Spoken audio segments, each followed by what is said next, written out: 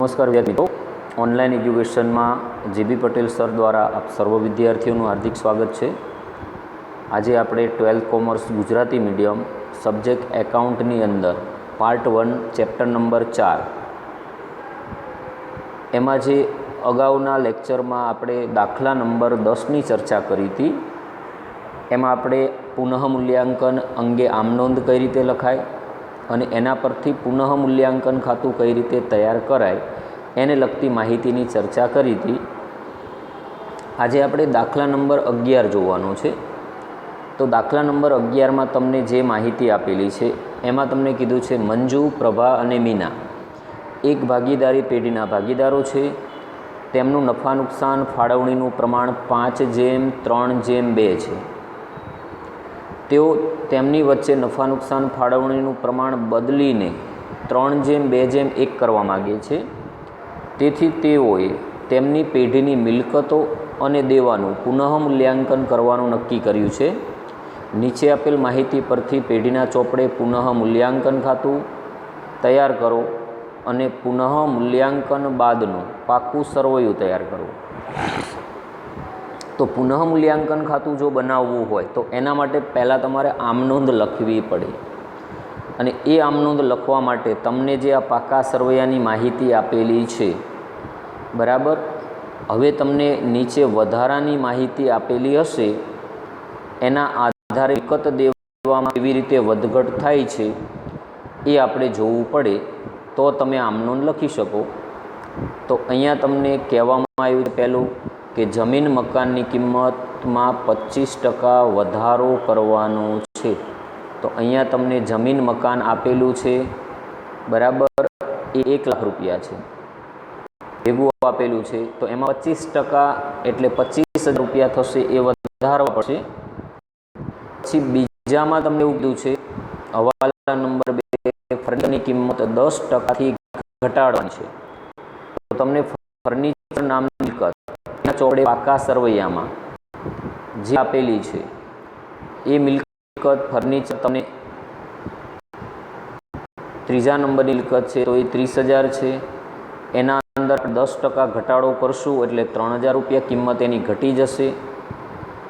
પછી તમને ત્રીજા નંબરના હવાલામાં જે કીધું છે કે યંત્રોની કિંમત 80% રાખવાની છે। जो यंत्रों की किंमत 80% राखवी हो तो 20% घटाड़वी पड़े। तो अहींया यंत्रों तमने जे आपेला है ये 50,000 है। तो एना 20% एटले 50,000 ना 20% करशो एटले 10,000 रुपया मूल्य घटशे। पछी चौथा हवाला में कीधुं छे आखर स्टॉकनी चोपड़े किंमत बजार किंमत करता 5,000 वधु छे। जो आखर स्टॉकनी चोपड़े किंमत तमने जे आपेली है बराबर, तो ये आखर स्टॉकनी किंमत तमने 40,000 आपेली है। बजार किंमत करता 5,000 वधु है तो एनो मतलब कि बजार किंमत एनी 35,000 ज हशे एटले 5,000 थी आखर स्टॉकनु मूल्य घटाड़वुं पड़शे। पछी देवादारो पर कुल 2500 नी घालखाद अनामतनी जोगवाई करवानी छे। तो देवादारोमांथी 2500 नी घालखाद अनामतनी जोगवाई करो ए नुकसान जशे। पछी लेणदारोमांथी 3,000 रुपया लेणदारोने हवे चूकववाना नथी। तो लेणदारो तमने मूडी देवा बाजू आपेलू है त्यां टीक करवू पड़े। छेल्लो हवालो छे बैंक लोन पर छेल्ला 3 मासनुं व्याज चूकववानुं बाकी छे। केटला मासनुं? 3 मासनुं। तो बैंक लोन तमने अहीं आपेली छे रकम 30,000 एना पर 12% लेखे 3 मासनुं व्याज। तो बैंक लोन ए देवू कहेवाय अने देवा पर व्याज चूकववू पड़े बराबर, एटले देवामां वधारो सूचवे छे। तो आ रीते तमने आखी पाका सरवैयानी रकम आपेली छे एना परथी एमां तमे टीक करी अने हवाला नोंध्या। हवे हवालाओना आधारे ज आपणे आम नोंध लखवी पड़शे।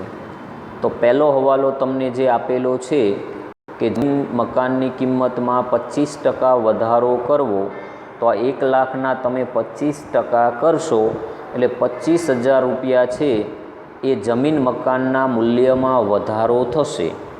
तो जमीन मकान ए मिलकत कहेवाय। मिलकतनुं मूल्य वधे ए आपणा माटे सारुं कहेवाय। तो एनी आम नोंध तमारे बोलवी पड़े જમીન મકાન ખાતે ઉધાર તે પુનઃ મૂલ્યાંકન ખાતે જમા. કારણ કે મિલકતનું મૂલ્ય વધે એટલે પેઢીને લાભ થયો કહેવાય. તો જ્યારે જમીન મકાનનું મૂલ્ય 25% એટલે 25,000 વધ્યું એટલે આમનોંધ આપણે એવી બોલ્યા જમીન મકાન ખાતે ઉધાર તે પુનઃ મૂલ્યાંકન ખાતે જમા. તો હવે પુનઃ મૂલ્યાંકન ખાતામાં ખતવણી જમા બાજુ થાય અને વિગતમાં કોનું નામ લખાય? જમીન મકાન ખાતે. હવે તમને પુનઃ મૂલ્યાંકન બાદનું પાકું સરવૈયું બનાવવાનું કીધું છે. તો અહીંયા તમારે નવું પાકું સરવૈયું તૈયાર કરતું જવાનું, કારણ કે તમને જૂનું પાકું સરવૈયું રકમ રૂપિયા આપેલું છે. એમાં તમે જોયું કે જમીન મકાન આપણને 1 લાખ રૂપિયાની આપેલી હતી, એમાં આપણે 25% એટલે 25,000નો શું કર્યો? વધારો. એટલે નવું મૂલ્ય એનું કેટલું લખવાનું? 1,25,000. એટલે આ પુનઃ મૂલ્યાંકન બાદનું પાકું સરવૈયું બનતું જાય. જમીન મકાનનું મૂલ્ય જૂનું આપણને અહીંયા તમે જોઈ શકો છો રકમમાં કેટલું આપ્યું હતું? 1 લાખ. બરાબર. જૂનું મૂલ્ય જમીન મકાનનું 1 લાખ આપ્યું, તમે 25% વધારો કર્યો એટલે 25,000 વધારો થયો. એ આપણે નવા પાકા સરવૈયામાં અહીંયા ઉમેર્યું. તો જમીન મકાન આપણને 1 લાખ રૂપિયાની આપી હતી, 25,000નું શું કર્યું? વધારો. તો પહેલાં જૂનું મૂલ્ય 1 લાખ પ્લસ વધારો 25,000 એટલે જમીન મકાનનું નવું મૂલ્ય ચોપડે કેટલું થયું? 1,25,000. હવે તમને બીજો હવાલો કીધો છે કે ફર્નિચરની કિંમત 10%થી ઘટાડવી. તો અહીંયા જોઈ લેવાનું, તમને ફર્નિચર આપેલું જે છે એનું મૂલ્ય છે 30,000 રૂપિયા. તો 30,000નું ફર્નિચર, એમાં 10%નો ઘટાડો કરવાનો છે. તો 3,000 રૂપિયા ફર્નિચરનું મૂલ્ય ઘટે. જો ફર્નિચર એ મિલકત છે, મિલકતનું મૂલ્ય ઘટે તો આપણે આમનોંધ એવી બોલતા પુનઃ મૂલ્યાંકન ખાતે ઉધાર તે ફર્નિચર ખાતે જમા. તો પુનઃ મૂલ્યાંકન ખાતામાં ઉધાર બાજુ ખતવણી થશે. તો આપણું આ પુનઃ મૂલ્યાંકન ખાતું બનાવ્યું છે, એમાં ઉધાર બાજુ વિગતમાં કોનું નામ લખવાનું? ફર્નિચર ખાતે. આ આમનોંધ ઉપરથી ખતવણી થઈ 3,000 રૂપિયા. તો ફર્નિચર આપણને 30,000નું જૂના પાકા સરવૈયામાં આપેલું હતું. તો હવે નવા પાકા સરવૈયામાં તમે જોઈ શકો છો કે જે ફર્નિચર છે એ 30,000નું હતું, એમાં -3,000 ઘટાડો થયો. તો હવે એનું મૂલ્ય નવું કેટલું રહ્યું? 27,000, જે નવા પાકા સરવૈયામાં તમારે દર્શાવવાનું. ત્રીજી માહિતી તમને આપેલી છે, યંત્રોની કિંમત 80% રાખવી. 80% રાખવી મતલબ 20%નો ઘટાડો થાય. તો અહીંયા તમે જોઈ શકો છો કે તમને યંત્રો કેટલાના આપેલા છે? તો કે યંત્રો આપેલા છે 50,000ના, એના 20% ઓછા. તો 50,000ના તમે 20% કરશો એટલે 10,000 રૂપિયા મૂલ્ય ઘટશે. કેટલું ઘટશે? 10,000. તો યંત્ર એ પણ મિલકત છે, તો મિલકતના મૂલ્યમાં 10,000 ઘટાડો થાય તો પાછું પુનઃ મૂલ્યાંકન ખાતે ઉધાર યંત્રો ખાતે જમા થાય. તો આપણે ખતવણી જ્યારે પુનઃ મૂલ્યાંકન ખાતામાં કરશું તો ઉધાર બાજુ થશે અને વિગતમાં લખાશે યંત્રો ખાતે કેટલા? 10,000. તમને હવાલા નંબર 4માં એવું કીધું છે કે આખર સ્ટોકની ચોપડે કિંમત બજાર કિંમત કરતાં 5,000 વધુ છે. જો ચોપડે કિંમત એટલે અહીંયા જે તમને મૂલ્ય આપેલું છે આખર સ્ટોકનું એ 40,000 આપેલું છે, પણ એ આજે બજારમાં એનું મૂલ્ય 35,000 થઈ ગયું કહેવાય. 5,000 વધારે આપણે લખેલું છે બજાર કિંમત કરતાં, એટલે સ્ટોકમાં 5,000નો ઘટાડો કરવો પડશે. તો સ્ટોક એ પણ મિલકત કહેવાય, કારણ કે મિલકત લેણા બાજુ હોય. પાછું સ્ટોક નામની મિલકતમાં 5,000નો ઘટાડો થયો ત્યારે આમનોંધ બોલાશે પુનઃ મૂલ્યાંકન ખાતે ઉધાર તે આખર સ્ટોક ખાતે જમા. એટલે પાછું પુનઃ મૂલ્યાંકન ખાતામાં ઉધાર બાજુ ખતવણી થઈ અને વિગતમાં આપણે લખ્યું આખર સ્ટોક ખાતે. અહીંયા આપણે ડાયરેક્ટ ખતવણી કરતા જઈએ છીએ, કારણ કે આમનોંધ લખવાની કહી નથી, પણ મનમાં બોલતી જવાની. પછી 5મો હવાલો છે, દેવાદારો પર કુલ 2500 ઘાલખાદ અનામત રાખવાની છે. હવે જો તમને કહી દઉં કે ત્રીજા અને ચોથા હવાલામાં આપણે જે પાકું સરવૈયું નવું બનાવ્યું છે એમાં તમે જોતા જાઓ તો નવું મૂલ્ય આપણે યંત્રોનું અને સ્ટોકનું, તો યંત્રો તમને આપેલા હતા 50,000, એના મૂલ્યમાં 10,000નો ઘટાડો કર્યો તો 80% મૂલ્ય થઈ ગયું, તો 50,000ના તમે 80% કરો એટલે આપણે 40,000 મૂલ્ય દર્શાવ્યું. એ જ રીતે આખર સ્ટોક 40,000 આપેલો છે, પણ એની બજાર કિંમત કરતાં ચોપડી કિંમત 5,000 વધારે હતી, એટલે આપણે 5,000 રૂપિયા સ્ટોકમાંથી બાદ કર્યા, એટલે એનું મૂલ્ય થઈ ગયું 35,000. એટલે નવા પાકા સરવૈયામાં આ રીતે ફક્ત જે મિલકત દેવામાં વધઘટ થાય એ જ માઇનસ પ્લસ કરતું જવાનું. પછી તમને હવાલા નંબર 5માં કીધું છે કે દેવાદારો પર કુલ 2500 ઘાલખાદ અનામત રાખો, તો 2500 ઘાલખાદ અનામત એ પેઢી માટે નુકસાન કહેવાય. તો ત્યારે પાછી આમ નોંધ બોલાશે પુનઃ મૂલ્યાંકન ખાતે ઉધાર, તે ઘાલખાદ અનામત ખાતે જમા. એટલે વળી પાછી પુનઃ મૂલ્યાંકન ખાતામાં ઉધાર બાજુ ખતવણી કેટલા રૂપિયાથી થશે? અહીંયા તમને 1500થી ખતવણી કરીને આપેલી છે, પણ ધ્યાન રાખવાનું અહીંયા કુલ ઘાલખાદ અનામત 2500 રાખવાની કીધી છે, બરાબર. હવે અહીંયા તમને ઘાલખાદ અનામત જે રકમ આપી છે ને એના અંદર આપેલી છે, જુઓ 1000 રૂપિયા અહીં ઘાલખાદ અનામત રાખેલી છે. કેટલી? 1000. આ દેવાદારોમાંથી 1000 ઘાલખાદ અનામત બાદ કરીને આપી છે, પણ એ 1000ની જગ્યાએ આપણે 2500 કરવા હોય તો 1500 રૂપિયા નુકસાન વધારવું પડશે. એટલે 1500 નુકસાન વધે છે, એટલા માટે જે પાંચમા નંબરની આમનોંધ છે એ 1500થી બોલાશે, અને એ આમનોંધ થશે પુનઃ મૂલ્યાંકન ખાતે ઉધાર, તે ઘાલખાદ અનામત ખાતે જમા 1500 રૂપિયા. પછી તમને કીધેલું છે લેણદારોમાંથી 3000ના લેણદારને હવે ચૂકવવાના નથી, નાણાં નહીં ચૂકવવા પડે. તો લેણદાર એટલે આપણું દેવું કહેવાય, જે તમને મૂડી દેવા બાજુ અહીંયા આપેલા હોય, તમે જોઈ શકો છો.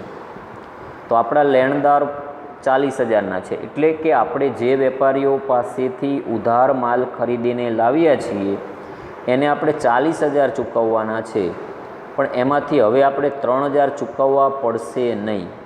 એટલે દેવામાં એટલો ઘટાડો થયો, આપણા એટલો આપણને લાભ થયો કહેવાય. તો જ્યારે દેવું ઘટે ત્યારે લાભ થાય, ત્યારે પુનઃ મૂલ્યાંકન ખાતે જમા થાય અને લેણદાર ખાતે ઉધાર થાય. એટલે એની આમનોંધ બોલાય લેણદારો ખાતે ઉધાર, તે પુનઃ મૂલ્યાંકન ખાતે જમા. એટલે એની ખતવણી પુનઃ મૂલ્યાંકન ખાતામાં જમા બાજુ થઈ, રકમ 3000થી. પછી તમને છેલ્લો હવાલો આપેલો છે કે બેંક લોન પર છેલ્લા 3 માસનું વ્યાજ ચૂકવવાનું બાકી છે. તો અહીંયા તમે જોઈ શકો છો, તમને 12%ની બેંક લોન 30,000ની આપેલી છે. પહેલાં તમે એના 12% કરો, એટલે 30,000ના 12% કરશો એટલે 3600 રૂપિયા થાય. એને ગુણ્યા 3 માસનું વ્યાજ કીધું છે, અને ભાગ્યા 12 કરશો તો 3 તરી 9, 3600નું 3 માસનું વ્યાજ કરશો એટલે 900 રૂપિયા થશે. 3600 ગુણ્યા 3 ભાગ્યા 12, એટલે વ્યાજ ચૂકવવાનું થયું તો એટલું દેવું પેઢીનું વધે. પેઢીનું દેવું વધે સારું કહેવાય નહીં, એટલે નુકસાન ગયું કહેવાય.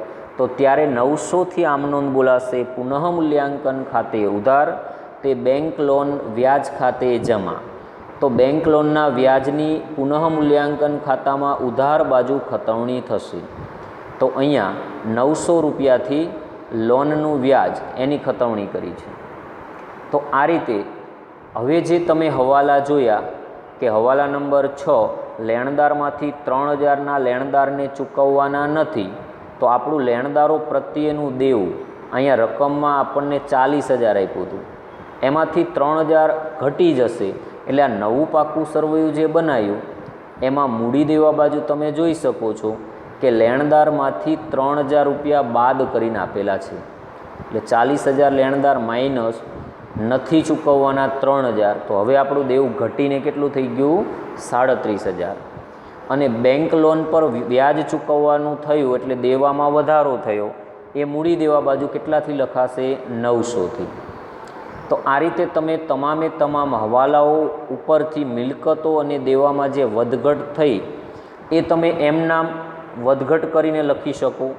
હવે એવી મિલકતો કે જેમાં કોઈ ફેરફાર નથી થયો એવી જો કોઈ મિલકત આપેલી હોય એ એમનામ આપણે પાકા સર્વે એમ લખી દેવાની. તો અહીંયા તમે જોઈ શકો છો કે જમીન મકાન ઉપર હવાલો હતો એ આપણે લખી દીધો, યંત્ર પર હવાલો હતો, ફર્નિચર પર હતો એ આપણે વધારો ઘટાડો કરીને લખી દીધો. પણ રોકાણો જે તમને આપેલા છે 50,000 એમાં કોઈ હવાલો નથી એટલે એના એ જ કિંમત આપણે મિલકત લેણા બાજુ મૂકી દેવાની. તો અહીંયા તમે જોઈ શકો છો કે આ રોકાણ નામની મિલકત આપણે એમ નામ મૂકી દીધી. મતલબ કે જે મિલકતોમાં ફેરફાર થતો નથી એવી મિલકતો એક તમને રોકાણ આપેલી છે તો એ એમ નામ લખી દેવાનું. પછી તમને આ લેણી હુંડી નામની મિલકત 5,000 આપેલી છે એ તમારે એમ નામ મૂકી દેવાની. અને પછી રોકડ શિલ્લક છે એ પણ તમારે એમ નામ લખી દેવાની. એ મિલકતોમાં કોઈ ફેરફાર થયો નથી. પછી દાખલાની અંદર ધ્યાન રાખજો, તમને જ્યારે ચાલુ ખાતા આપેલા હોય તો અહીંયા તમે રકમમાં જોઈ શકો છો કે તમને ચાલુ ખાતા અંગેની માહિતી આપેલી છે. જુઓ છે 3 ચાલુ ખાતા આપેલા છે, આ ત્રણેય રકમો. ત્યારે મૂડી સ્થિર રહે, મૂડી ખાતામાં કોઈ બદલાવ આવશે નહીં. એટલે એ મૂડી ત્રણેય એમનામ પાકા સરવૈયામાં જેમ છે એમનામ મૂડી દેવા બાજુ લખી દેવાની.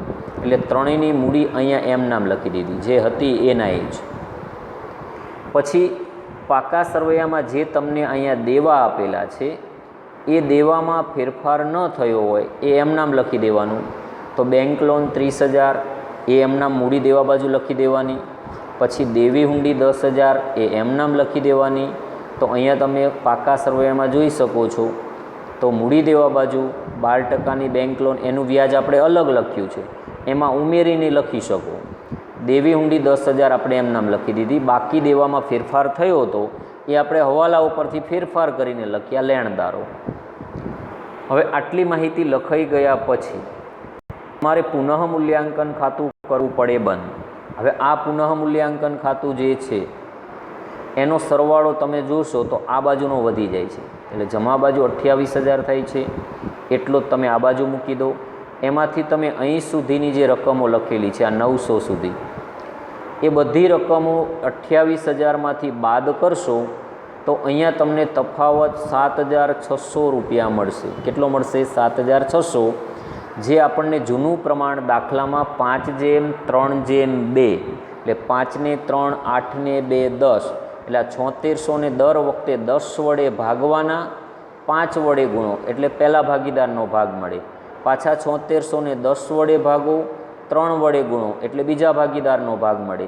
એ જ રીતે 7600 ને 10 વડે ભાગો, 2 વડે ગુણો એટલે ત્રીજા ભાગીદારનો નફામાં ભાગ મળે. હવે આ નફો તમારે મૂડી ખાતાના બદલે અહીંયા તમને જે ચાલુ ખાતા આપેલા છે તો મંજૂનું ચાલુ ખાતું 10,000, બીજાનું 20,000 અને ત્રીજાનું 9,000 છે. એ ત્રણની અંદર જે આ નફો તમને મળ્યો એ તમારે ઉમેરી દેવાનો. એટલે પહેલા ભાગીદારના ચાલુ ખાતાની જે 20,000 10,000 બાકી હતી એમાં તમે 3800 ઉમેરશો એટલે એનું ચાલુ ખાતું થશે 13,800. બીજામાં તમે 2,250 નફો ઉમેરશો 2,280 એટલે 20,000માં 2,280 ઉમેરશો એટલે 22,280 થશે. અને ત્રીજામાં 1,520 ઉમેરશો એટલે 10,520 થશે. એટલે કુલ ચાલુ ખાતાની રકમ 46,600 મળશે. આ રીતે તમે આખું પાકું સરવૈયું લખી દીધા પછી તમે એનો સરવાળો કરશો એટલે બંને બાજુનો સરખો થઈ જશે, જે તમને 3,44,500 બંને બાજુ આપેલો છે. અમુક બાબત ન સમજાય તો અહીંયા તમને સમજૂતી રૂપે 1-2 માહિતીઓ મેં લોનના વ્યાજની એની આપેલી છે. આ રીતે તમારે પુનઃ મૂલ્યાંકન ખાતું કઈ રીતે બને, એના પછીનું પાકું કઈ રીતે સરવૈયું બને એનો દાખલો મેં તમને 11મો શીખવ્યો. બરાબર? તો આવા દાખલાઓ તમને અલગથી આ ચેપ્ટરમાંથી નથી પૂછાતા, પરંતુ આ માહિતીઓ 5મા ચેપ્ટરમાં તમારે ઉપયોગમાં લેવાની છે એટલા માટે મેં સમજાવ્યું છે. ઓકે, નેક્સ્ટ લેક્ચરમાં આપણે પછીના ટૉપિકની ચર્ચા કરીશું.